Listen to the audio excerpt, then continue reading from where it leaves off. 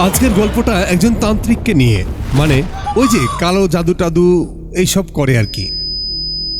গ্রামের সহজ সরল মেয়েদের উপর কালো জাদু করে তাকে বশীভূত করে তার যৌবনকে নিজের মুঠোয় নিয়ে তার সঙ্গে, প্লিজ এই কথাটুকু বুঝে নেবেন, আর এই কাজটা করে সে নিজেকে কয়েক শত বছর সুস্থ ও সতেজ করে রেখেছে। সেই তান্ত্রিককে গ্রামের লোকেরা কি শেষ পর্যন্ত নিধন করতে পেরেছিল, নাকি সে তার সেই কুকর্ম অনন্ত কাল ধরে চালিয়ে যাচ্ছিল? জি, ঠিকই ধরেছেন, সেই কালো অধ্যায়ের গল্পটাই বলবো আজকে আপনাদের কাছে।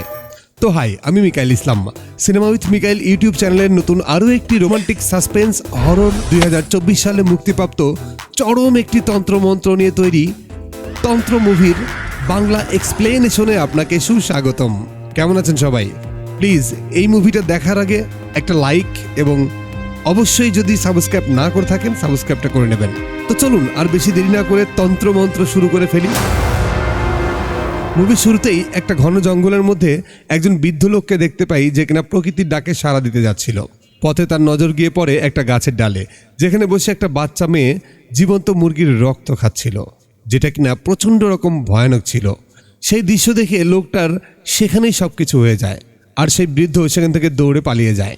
এরপর আমাদেরকে কিছু বছর পরের ঘটনা দেখানো হয়, যেখানে রেখা নামের একটি মেয়েকে দেখানো হয়। আর রেখা যখন বাথরুমের দরজা খুলে, তখন সে খুব অদ্ভুত একটা মেয়েকে বসে কাঁদতে দেখে। এই দৃশ্য দেখার পর রেখা খুবই ভয় পেয়ে যায়। তারপরও যখন সেখানে রেখার দিদা আসে, তখন সে সেই মেয়েটাকে আর দেখতে পায় না। এর মানে হলো সেই মেয়েটা আর অন্য কেউ নয়, বরং একটা আত্মা ছিল, এবং রেখার আত্মাদের দেখার শক্তি ছিল, যা রেখা কখনো কাউকে কোনোদিন কোনোভাবেই জানায়নি। কোনো একটা কারণে ব্যাপারটা রেখা লুকিয়ে রেখেছে। এখানে আরও একটা বিষয় সম্পর্কে আমরা জানতে পারি, রেখার বাবা রেখাকে পছন্দ করতো না, কারণ রেখার জন্ম নেওয়ার পরেই তার মা মারা গিয়েছে, আর এই জন্যই সে রেখাকে দায়ী করে। যাই হোক, এরপর আমরা রেখাকে কলেজে যেতে দেখি। চলুন আমরা তার বন্ধুদের সঙ্গে আগে পরিচিত হই। এর নাম তেজা, আর এটা হচ্ছে শেলু। এই ছেলেটার নাম হচ্ছে বাসু। এখানে আমরা এটাও জানতে পারি, রেখা আর তেজা একজন আরেকজনকে প্রচণ্ড রকম পছন্দ করত। এরপর তারা হাঁটতে হাঁটতে একটু সামনে গেলে রাস্তায় রেখা আবারও একটা আত্মাকে দেখতে পায়, যে কিনা নিজের গলায় দড়ি দিয়ে একটা গাছের ডালে ঝুলছিল, যেটা দেখার পর রেখা সেখানেই থেমে যায়। কিন্তু রেখার বন্ধুরা সেই মেয়েটিকে দেখতে পায় না, আর আমরা জানতে পারি তেজা ভূত পেতে বিশ্বাস করতো না। পরের দৃশ্যে দেখি কলেজ শেষে তেজা তার মামার কাছে যায়, যার কিনা তন্ত্রমন্ত্রের উপরে প্রচুর জ্ঞান ছিল। তখন তেজা তার মামাকে বলে, যদিও আমি পজিটিভ নেগেটিভ শক্তির উপরে বিশ্বাস করি, কিন্তু আমি ভূত প্রেত মানি না। এই কথার জবাবে তার মামা বলে, তন্ত্রমন্ত্র এমনভাবে কাজ করে যা দ্বারা পজিটিভ নেগেটিভ শক্তিকে কন্ট্রোল করা যায়। অন্যদিকে রাত্রেবেলা দেখা যায় রেখা বিছানায় যখন শুয়েছিল, তখন সে তার রুমের মধ্যে একটা আত্মাকে অনুভব করে।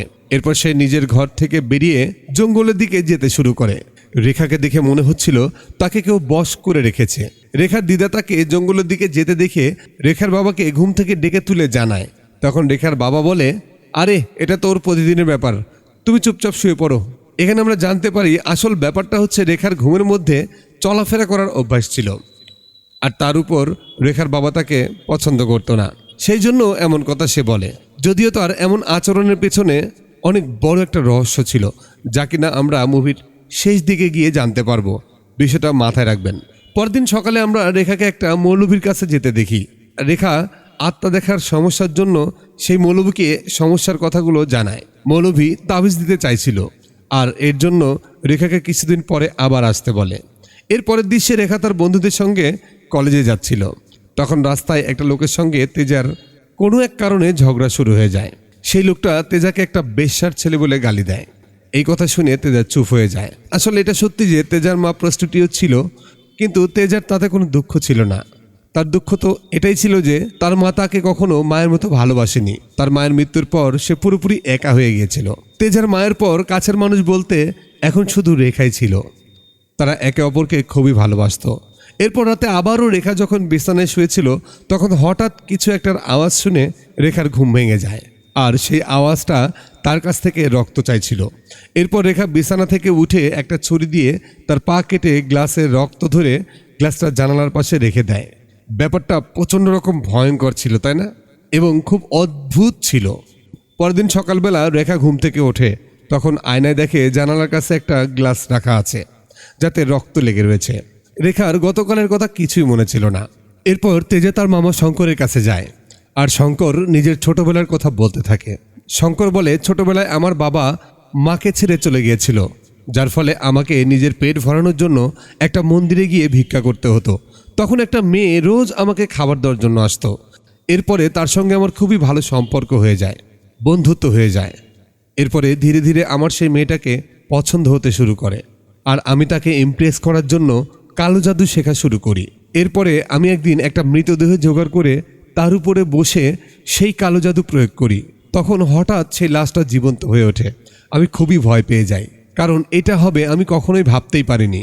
হতে পারে সেই লোকটা মারা যায়নি। এরপর সেই মেয়েটা যখন আমার কালো জাদুর কথা জানতে পারে, তখন মেয়েটা আমাকে বলে, তুমি আমাকে প্রমিস করো, তুমি আজ থেকে আর কোনোদিনও কালো জাদু করবে না, আর যদি করো তাহলে আমি তোমাকে ছেড়ে চিরদিনের জন্য চলে যাব। তখন আমি বাধ্য হয়ে তার কথায় রাজি হয়ে যাই। তবুও শঙ্কর একদিন সেই মেয়েটার উপরে বশীকরণ মন্ত্র প্রয়োগ করে, কিন্তু এই ব্যাপারে তেজাকে অন্য একদিন বলবে বলে। এরপর যখন কলেজে যাওয়ার জন্য তেজা, রেখা আর বাসু সেলুর জন্য ওয়েট করছিল, তখন রেখা সেলুর পিছু পিছু একটা আত্মাকে দেখতে পায়।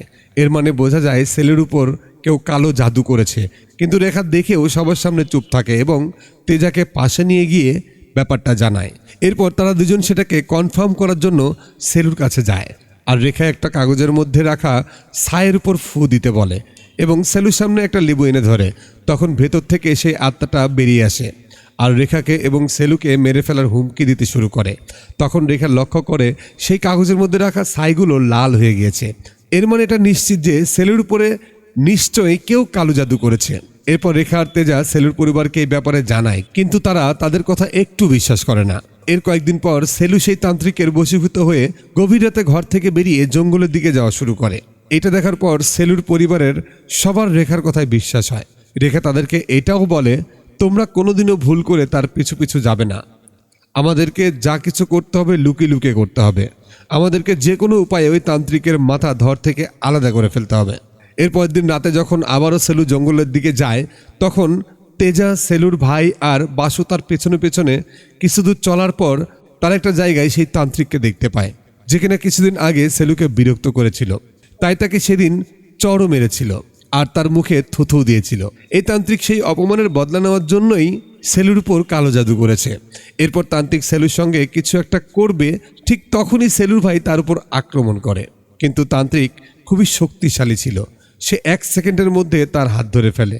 তখনই তেজা সেখানে এসে সেই তান্ত্রিকের মাথা ধর থেকে আলাদা করে দেয়, যার ফলে সেলু তান্ত্রিকের হাত থেকে মুক্ত হয়ে যায়। এরপর দিন আমরা রেখার ঘরের বাইরে একজন সাধু বাবাকে দেখতে পাই, যে এসে রেখার দিদাকে বলে, তোমার ঘরে একটা রক্তখেকো আত্মা বসবাস করছে, আর কেউ খুব শীঘ্রই তাকে মারতে আসবে। আর এরপর আমরা রাতের বেলায় আবারও রেখাকে বিছানায় শুয়ে থাকতে দেখি। তখন আবারও রেখা সেই আওয়াজটা শুনতে পায়। যেই আওয়াজটা শোনার পর সে আবার একটা ছুরি নিয়ে নিজের রক্ত দিয়ে গ্লাস ভর্তি করে আর জানালার পাশে রেখে দেয়, যেমনটা প্রত্যেকবার হয়।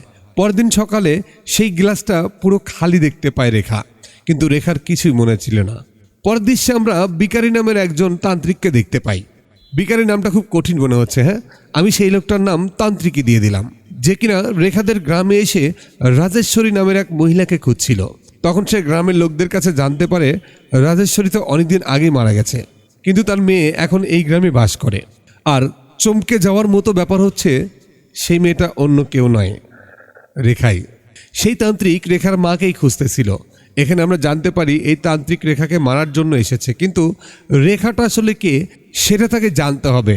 আর সেটা জানার জন্য সে রাস্তার মাঝামাঝি একটা মন্ত্র পড়া লেবু রেখে দেয়। এরপর যখন রেখা সেই রাস্তা ধরে যাচ্ছিল, তখন সেই লেবুটা নিজে থেকেই রেখার দিকে চলে যায়। আর সেই তান্ত্রিক জানতে পারে রেখা আসলে কে। সত্যি কথা, সিবিআই, পুলিশ ডিপার্টমেন্টের থেকেও এই তান্ত্রিকের টেকনোলজিটা একদম অ্যাডভান্স লেভেলের ছিল, তাই না? আপনার কি মনে হয়? একটু কমেন্ট করে জানাবেন। যাই হোক, এখন তান্ত্রিকের টার্গেট কে সেটা সে জানতে পারে। এরপর রাতেই তান্ত্রিক সেই লেবুটার উপরে কালো জাদু করতে শুরু করে। আবার সেই সময়ই রেখার উপর একটা আত্মা আক্রমণ করে আর তাকে চুলের মুঠি ধরে টানতে টানতে নিয়ে যেতে থাকে। তবে রেখা তখন একটা দুর্গা দেবীর ছবি তুলে নেয়, আর তখনই সেই আত্মারা তাকে ছেড়ে পালিয়ে যায়। পরদিন রেখা রাতের ঘটনার জন্য সেই মৌলভীর কাছে গিয়ে বিস্তারিত জানায়। এরপর মৌলভী রেখার উপরে ঝাড়ফুঁক করতে শুরু করে, যার ফলে তান্ত্রিকের কালো জাদু ব্যর্থ হয়। এর কারণেই তান্ত্রিক প্রচুর রেগে যায় এবং বদলা নেওয়ার জন্য সে রাত্রে একটা আত্মাকে দিয়ে সেই মৌলবীকে মেরে ফেলে।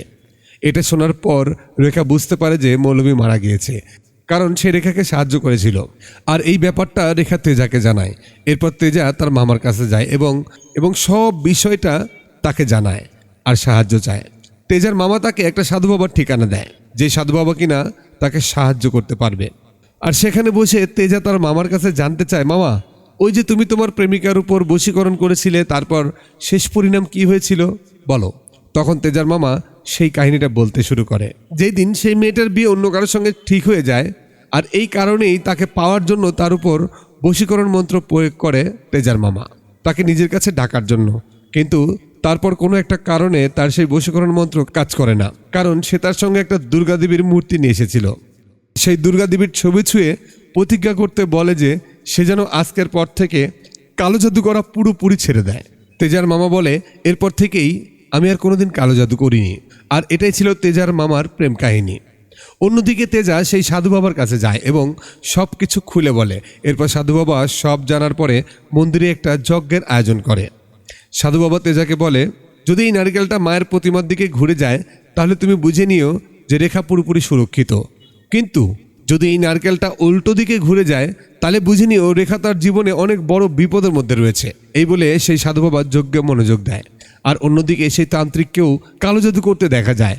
তার মানে রেখার শরীরে এখন দুই ধরনের শক্তি কাজ করছে, একটা শুভ শক্তি যে কিনা রেখাকে বাঁচাতে চাইছে, আর অন্যটা হলো অশুভ শক্তি যে কিনা তাকে মারতে চাইছিল।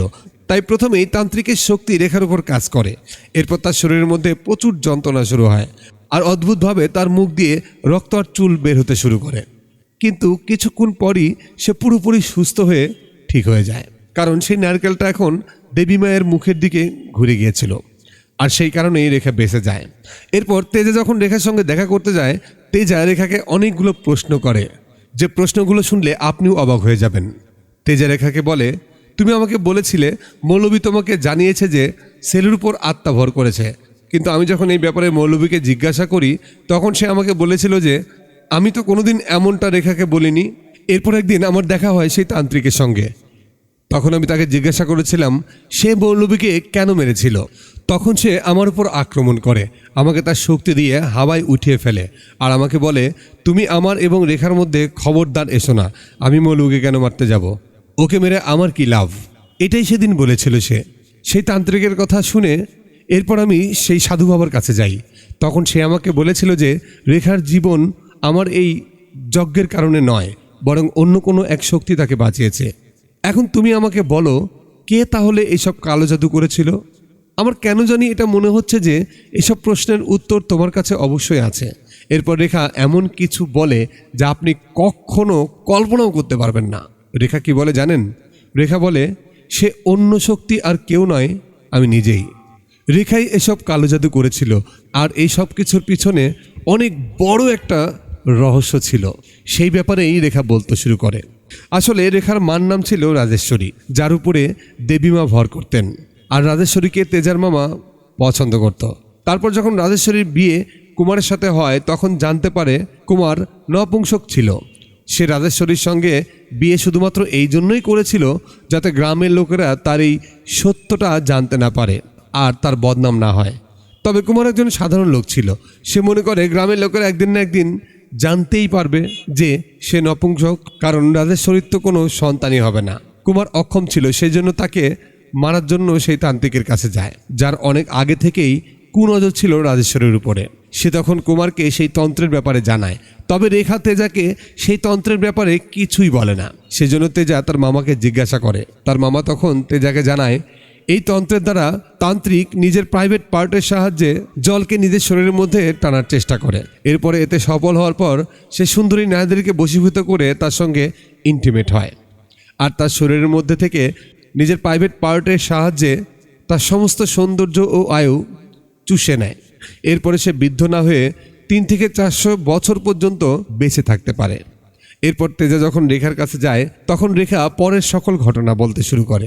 একদিন তার মা রাজেশ্বরীর সঙ্গে যখন সেই তান্ত্রিক ইন্টিমেট হয়েছিল তখন তার তন্ত্রে মনোযোগ সরে যায়, যার কারণে সেই অন্তরঙ্গ মুহূর্তটা আর 5টা অন্তরঙ্গের মতো হয়ে যায়, আর এই জন্যই তান্ত্রিক পাগল হয়ে যায়।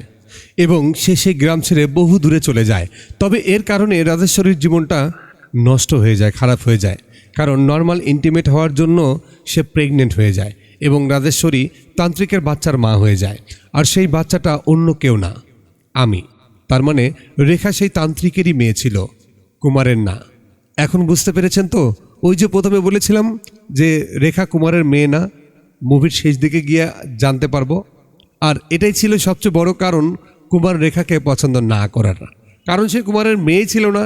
আর এই ব্যাপারটা শুধুমাত্র কুমারই জানতো, অন্য কেউ জানতো না। এরপর সেই দুর্ঘটনার পর থেকে রাজেশ্বরীকে বিভিন্ন আত্মারা এসে বিরক্ত করতে শুরু করে, যার ফলে রেখার জন্ম নেওয়ার কিছুদিন পরেই তার মৃত্যু হয়। আর সেই তন্ত্রের কিছু শক্তি রেখার মধ্যে চলে আসে। রেখা তেজাকে জানায়, আমি সমস্ত আত্মাদেরকে দেখতে পাই, আর ওই মৌলবীকে আমি মেরেছিলাম, কারণ সে ঝাড়ফুঁকের নাম করে মেয়েদেরকে খারাপভাবে স্পর্শ করত। আর আমি ছিলাম সেই মেয়ে যে তান্ত্রিকের কালোজাদুর হাত থেকে রক্ষা করেছিলাম। রেখা তেজাকে আরও বলে যে আমাকে প্রত্যেক পূর্ণিমা রাতে টাটকা রক্ত পান করতে হয়। আর প্রিয় বন্ধুরা, মুভির শুরুতে আমরা যে মেয়েটাকে গাছের ডালে বসে মুরগির রক্ত পান করতে দেখেছিলাম, সেটা রেখাই ছিল। এরপর রেখা তেজাকে আরও একটা সত্য ঘটনা জানায়, আর তা হলো রেখা বলে, একদিন যখন আমি মুরগির রক্ত পান করছিলাম তখন আমাকে তোমার মা দেখে ফেলে। আর আমাকে এই অবস্থায় দেখে সে ভয় পেয়ে যখন পালিয়ে যাচ্ছিল তখন সে একটা টাকের সামনে এসে পড়ে আর চাপা পড়ে সেখানেই মারা যায়। আর তখন থেকেই রেখা ঠিক করে সে কোনোদিনও কোনো পশুর রক্ত পান করবে না। আর সেজন্য সে নিজের রক্ত পান করতে শুরু করে, যাতে সে নিজেকে পিশাচ হওয়া থেকে আটকাতে পারে। এটা শোনার পর তেজা সব প্রশ্নের উত্তর তো পেয়ে যায়, তবে রেখার জন্য যেহেতু তার মা মারা গিয়েছে তাই রেখাকে উল্টোপাল্টা কথা শুনিয়ে সেখান থেকে চলে যায়। পরের দৃশ্যে তেজা তার মামা শঙ্করের কাছে যায়। শঙ্কর বলে, রাজেশ্বরীর বিয়ে হয়ে যাওয়ার পরেও আমি তাকে ছাড়িনি, আমি তাকে খুব ভালোবাসতাম। আমি প্রত্যেক দিন রাতেই লুকিয়ে লুকিয়ে তার সাথে দেখা করতে যেতাম। তখন আমি কুমারের সম্বন্ধে সব কিছু জানতে পারি। তারপর একদিন যখন আমি রাজেশ্বরীকে ঘরে পেলাম না তখন আমার তান্ত্রিকের উপরে সন্দেহ হয়, কারণ আমার কাছে খবর ছিল যে তান্ত্রিক ওই গ্রামের কোনো একটা মেয়ের উপরে তন্ত্র প্রয়োগ করেছে। সেজন্য আমি তার সেই তন্ত্র ভঙ্গ করার জন্য লুকিয়ে লুকিয়ে তার কাছে পৌঁছে যাই আর তার মদে এক ধরনের ঔষধ মিশিয়ে দেই, যার ফলে তারা ইন্টিমেট হওয়ার সময় তার মনোযোগ নষ্ট হয় আর তান্ত্রিকের তন্ত্র সাধনা অসম্পূর্ণ থেকে যায়। অন্যদিকে তান্ত্রিক বারংবার ব্যর্থ হওয়ার কারণে সে এখন গ্রামের একটা বাচ্চা মেয়েকে তন্ত্রের দ্বারা হত্যা করে আর তারপর সে দোষটা রেখার উপরে চাপিয়ে দেয়। এর ফলে গ্রামের সবার সন্দেহ গিয়ে পড়ে রেখার উপরে, কারণ গ্রামের লোকজন জানতে পেরেছে যে রেখা কালো জাদু করে। এরপর গ্রামের লোকজন রেখাকে একটা গাছের সাথে বেঁধে ফেলে আর সবাইকে বলে রেখা যদি নির্দোষ হয় তাহলে তার কিছুই হবে না, তবে রেখা যদি সত্যি অপরাধ করে থাকে তাহলে আজ রাতের মধ্যেই ও মারা যাবে। এরপর সে কাল সকাল পর্যন্ত কাউকে এখানে আসতে নিষেধ করে দেয়। গ্রামের সবাই তান্ত্রিকের কথায় রাজি হয়ে সেখান থেকে চলে যায়। এরপর রাতে তান্ত্রিক রেখার কাছে আসে, কারণ আজ পূর্ণিমার রাত আর রেখা যদি আজ রাতে রক্তপান না করে তাহলে নিজে থেকেই মারা যাবে। এদিকে রক্তপান না করার কারণে রেখা প্রচুর দুর্বল হয়ে পড়ে, এজন্য সে কিছুই করতে পারে না। আর তখনই তান্ত্রিক সময় নষ্ট না করে রেখাকে মারতেই যাচ্ছিল, তখনই তেজা সেখানে চলে আসে আর নিজের জিভ কেটে রক্ত বের করে রেখার মুখের উপরে ছিটিয়ে দেয়। এরপরই রেখার শক্তি আবারও ফিরে আসে। এরপর তাদের দুজনের মধ্যে তন্ত্রের লড়াই শুরু হয়ে যায় আর তান্ত্রিকের কালা জাদু উল্টো কাজ করে, যার কারণে তার আশেপাশে থাকা খারাপ আত্মাগুলো তাকে এসে মেরে ফেলে, কারণ সেই আত্মাদেরকে বন্দি করে তাদের দিয়ে যা মন চাইতো তান্ত্রিক তাই করাতো। এরপর তেজা এসে রেখার কাছে তার সঙ্গে খারাপ আচরণ করার জন্য ক্ষমা চায়। তখন রেখা তাকে বলে, তোমার মা এখানেই রয়েছে, উনি তোমাকে খুবই ভালোবাসতেন, কিন্তু তোমাকে সেটা কখনোই বলেনি, কারণ উনি যদি তোমার সঙ্গে সবসময় ক্লোজ থাকতো তাহলে লোকেরা তোমাকে আরও বেশি করে উল্টোপাল্টা কথা শোনাতো। এই কথা শোনার পরে তেজা ইমোশনাল হয়ে কান্না করতে থাকে আর এখানেই মুভিটা শেষ হয়ে যায়। তো কেমন লাগলো এই তন্ত্র মন্ত্রের গল্পটা অবশ্যই কমেন্ট করে জানিয়ে দেবেন। আর এখনও যারা সাবস্ক্রাইব করেন নাই বুঝতেই তো পারছেন কি করতে হবে, মাত্র একটা ক্লিক। আরে ভাই, টাকা পয়সা তো লাগবে না, তাই না? আর হ্যাঁ, আপনার কাছে একটা লাইক কিন্তু আমি পাই, বুঝতে পারছেন তো?